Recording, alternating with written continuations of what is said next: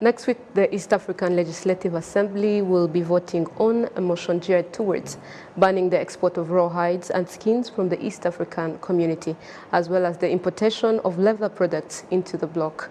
With us now is the EALA Member of Parliament who moved the motion that is now being debated on. Honorable David Ole Sankok from Kenya. Welcome, sir.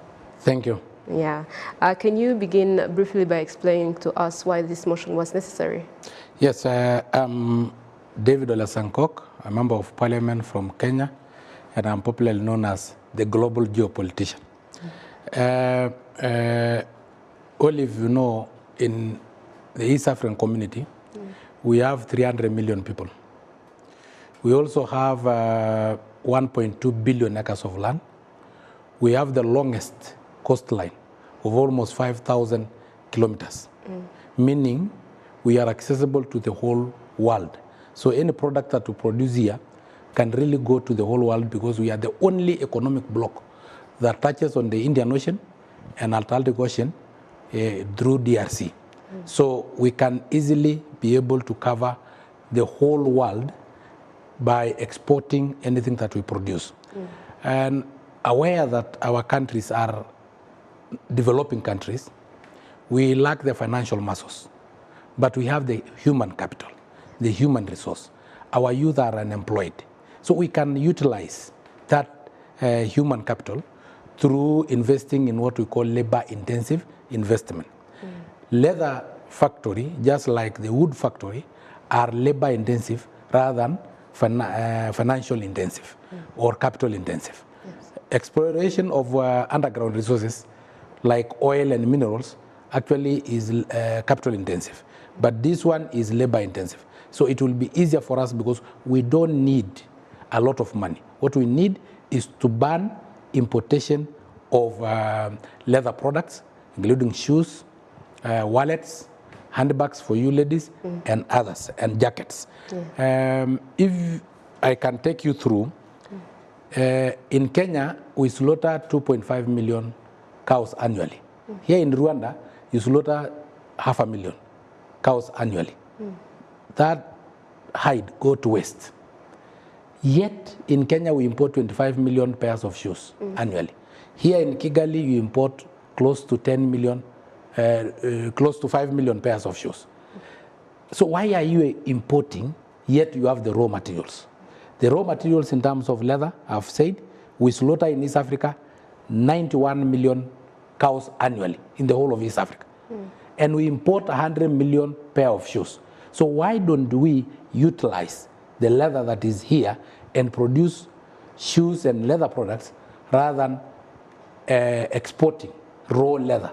Because we export our leather to China, they make the shoes, and then they sell to us at a very high price, 20 times the price that we have sold them the leather through value addition. Why don't we do it here? Why don't we be able to have factories here in Kigali, in Nairobi, in Arusha, or anywhere in the East Africa that will produce? And a leather industry, which is a tannery and cottages to produce shoes, does not require a lot of resources. So we are speaking about exporting instead of importing. Yes. And to do that, we need to see how is the processing, the industries. What is the potential of leather industries in the East African community? In fact, the potential is massive and is really an economic changer.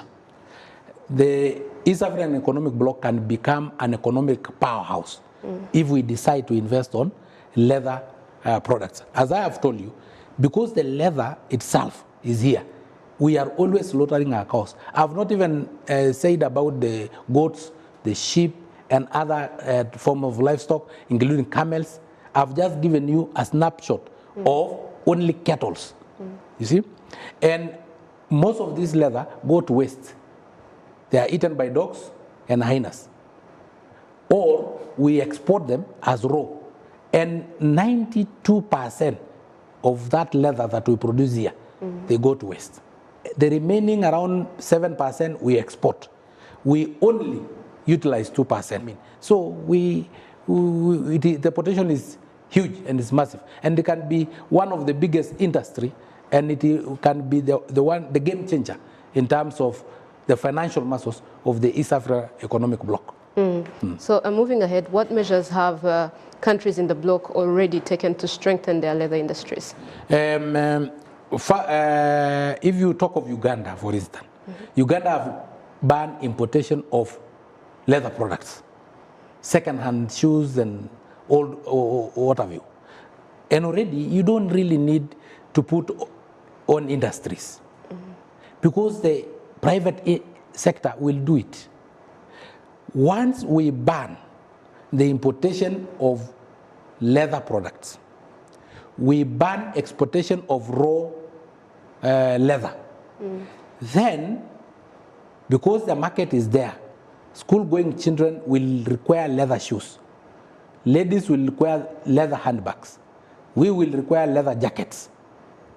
Automatically, investors within East African community and even outside East African community will see an opportunity of an investment because there will be a shortage of leather products in East Africa because we have banned importation.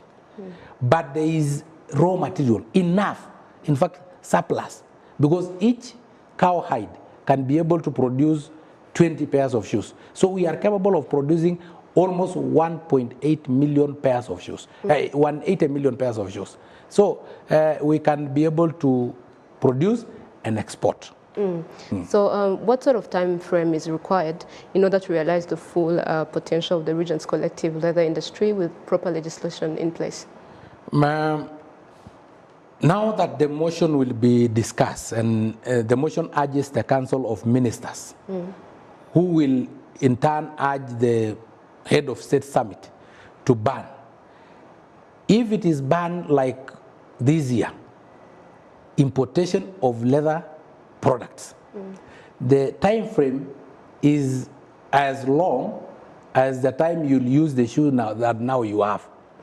Is as long as the time you'll use the jacket that you have now. Of course, most of us changes our shoes after 6 months or even 1 year. So the demand will be there because now there is no importation. So there will be investors who will invest in that industry because they have seen a gap. And they will be doing very well economically. And you know, it will pay taxes. We will employ thousands of youth. I approximate that probably in Kenya we'll be able to employ an additional 500,000 to be able to satisfy the market in Kenya of the leather products before exportation. So we'll first of all, within 2 years, I assume that we'll have satisfied our market, and then after 2 years, we will now be producing surplus for us to be able to export. And for you to be able to start a leather industry, you require land and human capital which is ready, and probably 2 months to set up the machines that will turn the leather and change into finished product. And you will also require a lot of human capital, and it uses a lot of handwork. Yes. You know, you see the belts, they use a lot of handwork. So in fact, it will be the best industry for us to be able to employ our female colleagues. You know, women are normally very good in fine leather work. So when you see the finishing of things like wallets, it really requires, and we will employ thousands and millions of them. And finally, what will be the way forward after the Assembly has voted on the motion? After the Assembly have passed the motion, we will now wait for the Council of Ministers to be able to accept, of which I know most of them are progressive in their thinking. They will accept. And then the heads of state, and I'm sure intelligent heads of states like His Excellency Paul Kagame, His Excellency William Ruto, Salva Kiir, Samia Suluhu, all of them, they will accept this one and they will ban. Of course, Uganda, His Excellency Yoweri Museveni have already banned the importation of second-hand products, including the leather products. So already we have a market ready in Uganda. Hopefully, the next sitting of the heads of state summit, they will adapt it and will move forward with it. So I'm optimistic that within this next year, 2024, God willing, we will be having industries all over in East Africa, producing leather products and us satisfying our market and again exporting to all over the world. And we will be having leather products that are Christian, made in East Africa. You'll have shoes made in East Africa. You'll have wallets and handbags and very good jackets written made in East Africa. Honorable David Ole Sankok, EALA MP member from Kenya, thank you for taking your time to speak to Rwanda Television. Thank you so much.